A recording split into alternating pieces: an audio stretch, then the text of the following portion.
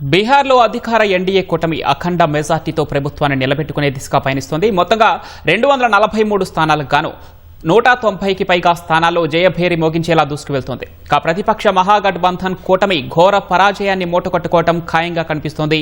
ఎన్నికల వ్యూహకర్త ప్రశాంత్ కిషోర్ పార్టీ ఒక్కచోట కూడా గెలిచే పరిస్థితి లేకుండా పోయింది.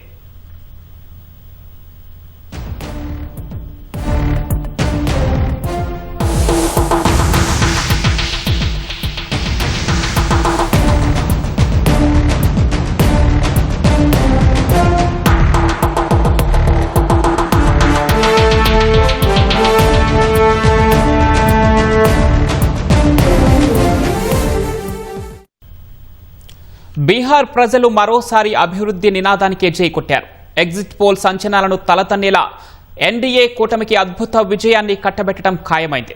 జంగిల్ రాజ్ నాటి చీకటి రోజులను గుర్తు చేసుకున్న ప్రజలు ఆర్జేడీ నేతృత్వంలోని విపక్ష కూటమిని నిర్ద్వంద్వంగా తిరస్కరించారు.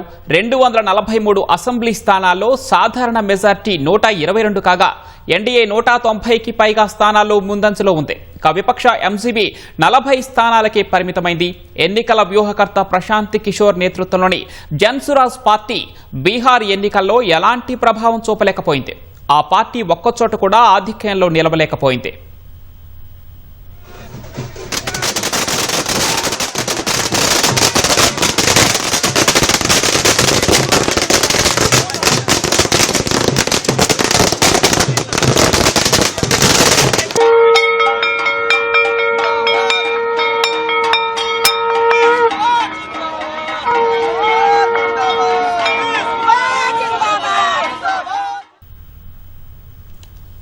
ఉప ముఖ్యమంత్రి సామ్రాట్ చౌదరి తారాపూర్లో గెలిచారు.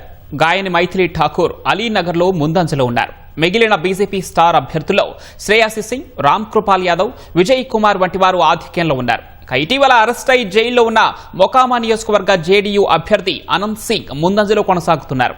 ప్రతిపక్ష మహాగఠబంధన్లో అతిపెద్ద పార్టీ అయిన ఆర్జేడీకి ఈ ఎన్నికల్లో దారుణ పరాజయం తప్పేరలేదు. ఆ పార్టీ 140కి పైగా స్థానాల్లో పోటీ చేసినప్పటికీ 40 స్థానాలు కూడా గెలిచే పరిస్థితి లేకుండా పోయింది. ఎంజీబీ ముఖ్యమంత్రి అభ్యర్థి ఆర్జేడీ ముఖ్య నేత లాలూ ప్రసాద్ యాదవ్ కుమారుడు తేజస్వి యాదవ్ కూడా గెలిచే పరిస్థితి లేకుండా ఉంది. రాఘోపూర్లో ఆయన వెనుకంజలో ఉన్నారు.